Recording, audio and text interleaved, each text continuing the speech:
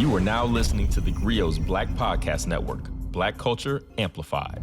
On a previous episode of TheGrio Daily, I always wanted to do that. But y'all know, like if you watch or listen to this podcast, you know what we were talking about. On the last episode, we were talking about South Carolina, how it is the capital of Black America, which is the theme for all of our episodes during this Black History Month, and specifically about the history of education in South Carolina. And today, we're going to talk about, specifically how that education system evolved. And that's why I want to welcome you to TheGrio Daily, the only podcast that will tell you why South Carolina is the origin story for Black education. Now, when I say that, I don't mean that South Carolina, like Black people weren't reading or writing or doing anything before people in South Carolina were the first ones to do it. But what I'm saying is you have to realize there's this thing that happened in South Carolina that was kind of different than the concept of slavery everywhere else in America. See, South Carolina, one of the first cash crops in America was rice. And on South Carolina plantations, man, rice is hard to grow. And so South Carolina's plantation owners actually went to what they call the Gold Coast of Africa, where people actually grew rice in large quantities. And they brought those enslaved people here to build and engineer the systems that would create America's, second cash crop. The first one would probably be tobacco, but it was the first one that could actually feed this country. Well, the reason that's important was it was so hot and so humid in South Carolina that white people would catch yellow fever, they would get attacked by mosquitoes, and it seems as if those African people were kind of immune to it, right? So they went to Africa and brought these enslaved Africans back, but in fact, most of those people in the beginning were brought from those plantations in Barbados. You got to look at a previous episode to understand that. So when those different cultures from different kingdoms and tribes and groups of people from Africa came here, and they had to communicate with those different people from who had been in the Caribbean for generations, mostly Barbados. They had to figure out a way to communicate with each other. And that is what gave us the Geechee Gullah culture. The Geechee Gullah culture is a mixture of West African and Caribbean tradition, which is also rooted in West African ethnicities and people. But it was perhaps America's first non-indigenous culture, right? Aside from the Native Americans. The Geechee Gullah culture was created in the absence of white people because they did not want to hang around those hot, humid, diseased plantations, especially the rice plantations on the coast of South Carolina.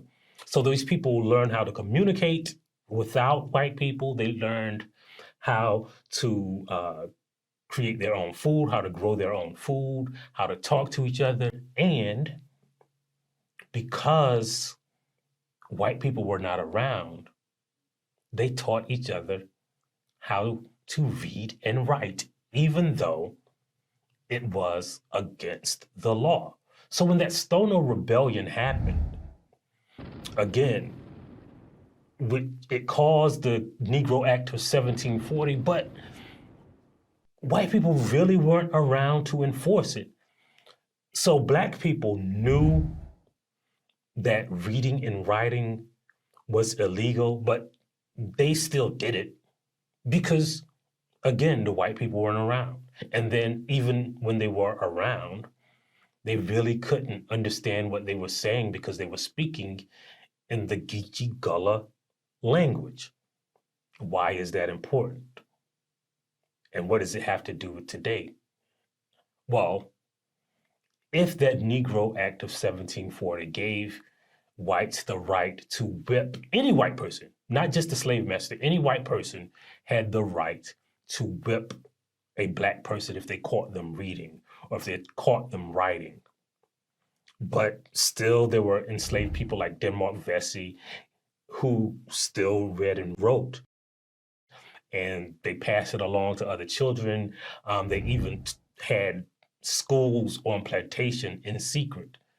Then how do you think that black people do not value education if we risked our lives to educate ourselves? If we created America's first educational system, there is no logical explanation for the narrative that black people do not value education. But there's more proof. After emancipation, black people and the freedmen, they urged the Freedmen's Bureau to create these public schools. And those public freedmen schools, after emancipation, after the Civil War, the attendance rate was 80%. Now, not like 80% of the people who like registered on the first day came to class like throughout the school year. 80% of school-age children went to school to educate themselves. And there were no truancy laws. There was no body riding around saying, baby, you better go to school. This was a self-motivated, self-actualized education system that was created by black people. It is absolutely a lie to say that black people do not want or value education. Those Freedmen Bureau officials, especially a man named the head of the Freedmen's Bureau, Howard, for whom Howard University is named, were urged by people who were mostly out of the AME church and out of black congregations to say, look, if there's anything that you can do for us, why not give us some black teachers? And so black people from the North, from Philadelphia, from New York, actually moved to South Carolina. A lot of those legislators that took over states during Reconstruction were African-American pastors and preachers who moved to the South and became teachers and educators because that is how much we valued education. It is an ahistoric lie to say that black people never valued education. They risked their lives for it. After emancipation, we built our own schools that taught ourselves how to read. And here's another thing, right? Even after emancipation, when whites used violence to gain control of the state political apparatus, one of the things that black people did was that they didn't just create these schools, but they began creating their own combinations of churches and schools because those black codes, after whites gained control of the political apparatus, specified that black people were not allowed to learn or to teach each other a skill or to apprentice unless it was authorized by a white person. So let's examine that before we go, right? Because we're running out of time. Black people taught themselves how to read before and after slavery. So much so that white people had to write laws against enslaved people learning how to read. They burned down Black schoolhouses. They eventually closed the Freedmen's Bureau that created these HBCUs and these Black public education. They tried to fight against Black created public education systems. And they wrote laws against people teaching skills and apprenticing and stuff like being a blacksmith or learning new skills. And all of that energy that white people expended writing, creating laws, passing the laws, fighting for these laws, burning Black people at the stake, hanging Black people for reading, murdering Black people for reading. We're supposed to believe they expended all that energy, but Black people did not want or value education. How can it be? Like, either white people are stupid to use all of their energy creating a thing that Black people, fighting a thing that Black people didn't want, or Black people actually educated themselves because they valued education. But see, you never hear that perspective anywhere else. That's why you gotta keep listening to this podcast by subscribing, by telling a friend, by downloading the TheGrio app. And that's why we'll leave you with another Black saying: each one, teach one. Unless you're white, in that case, each one prevent another one from teaching one. We'll see you next time on the TheGrio Daily.